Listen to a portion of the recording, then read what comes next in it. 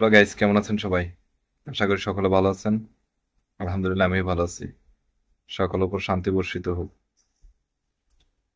আজকে প্রায় এক সপ্তাহ পরে একটা নিউজ শুনে চলে আসলাম ভিডিও করতে। জবের পাশাপাশি আসলে কোনো নিউজ বা কোনো তথ্য মতো না শুনি না, কিন্তু আর ভিডিও করতে বসতে পারি না, যার কারণে হয়তো প্রতিদিন কোনো ভিডিও আপলোড করতে পারি না। তাই আর1 জন থেকে চলে আসলাম জাকারিয়া নতুন আরেকটা নিউজ নিয়ে, তাও আবার আমাদের মেগা স্টারকে নিয়ে।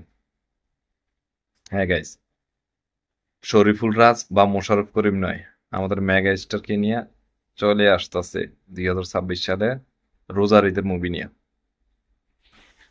ছোট পর্দার জনপ্রিয় নির্মাতা আবু হায়াত মাহমুদ তার প্রথম ছবি once upon a time in Dhaka, এই মুভিতে গ্যাংস্টার কালা জাহাঙ্গীরের চরিত্রে আমাদের মেগাস্টার শাকিব খান চলে আসবে। হ্যাঁ গাইস, 2026 সালের ঈদ উল ফিতর মানে রোজার ঈদে once upon a time Dhaka নিয়ে গ্যাংস্টার মুভিতে শাকিব খান কালা জাহাঙ্গীরের ভূমিকায় অভিনয় করতে চলেছে। এটা এখন আহ, মানে প্রায় 90% কনফার্ম, শুধু অফিসিয়াল ভাবে ঘোষণা করাটা বাকি।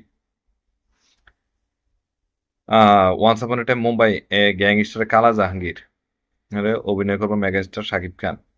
কথাবার্তা প্রায় ফাইনাল হয়ে গেছে।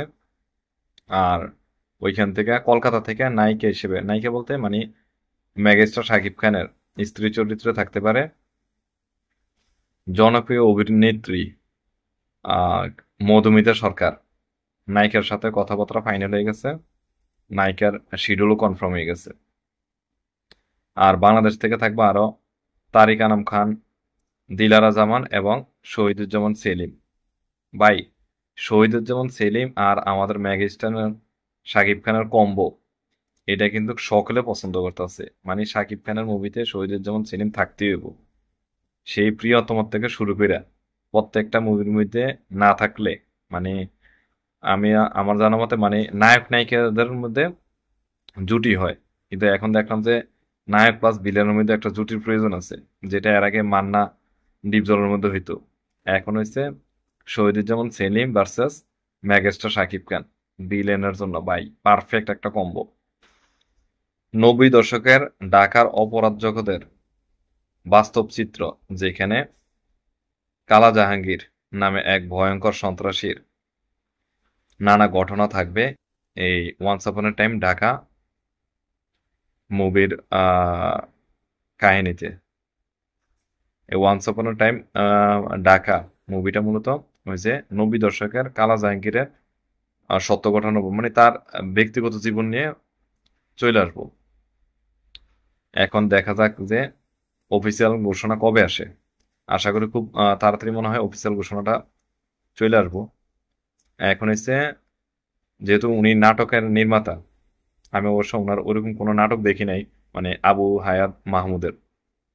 তারপর যেহেতু এর আগে বরবাদের ডিরেক্টর ছিল মেহেদী হাসান, সে হৃদয়, ওইটাও নাটকের ছিল। বরবাদ কেমন লেভেলের ব্লকবাস্টার হয়েছে, ইন্ডাস্ট্রি হিট হয়েছে সেটা জানেন। আর কোন লেভেলে কি পরিমাণ বাজেট নিয়ে বরবাদ মুভিটা করা হয়েছে সেটাও সকলে দেখতে পারছেন। বরবাদ মুভিটা আসলে এমন কেউ নাই যে পছন্দ করে নাই। যে এরকম বাজেট, ওই লেভেলে অভিনয় আর ওই লেভেলের মুভিটা করা হয়েছে বরবাদ, যার কারণে বরবাদ মুভির গান, মুভি সবাই ভালো লাগছে। এখন আশা করি once upon a time Dhaka যাতে Akshay Kumar once upon a time মুম্বাইয়ের থেকে হিট করে, বা অজয় দেবর once upon a time Mumbai, এই টাইপের যেন হয়।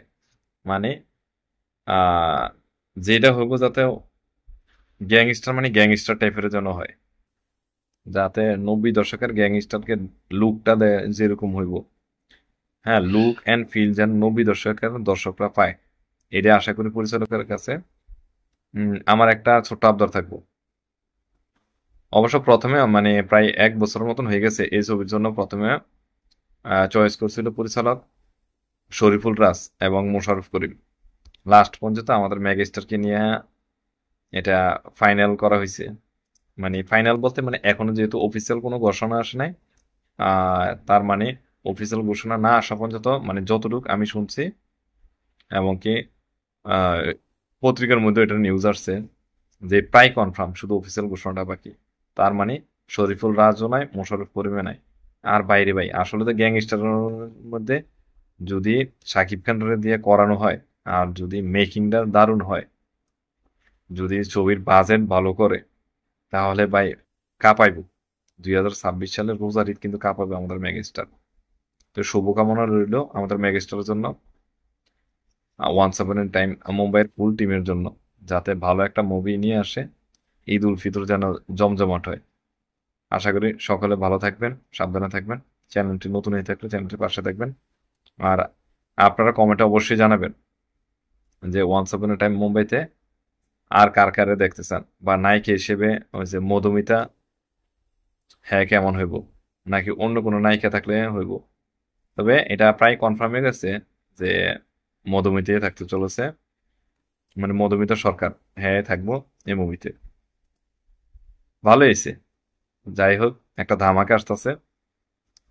এই নিউজটার জন্য আপনাদের কাছে শেয়ার করার জন্য চলে আসলাম। আশা করি সবাই ভিডিওটা দেখবেন, ভালো লাগলে অবশ্যই পাশে থাকবেন। সবাই ভালো থাকুন, আসসালামু আলাইকুম।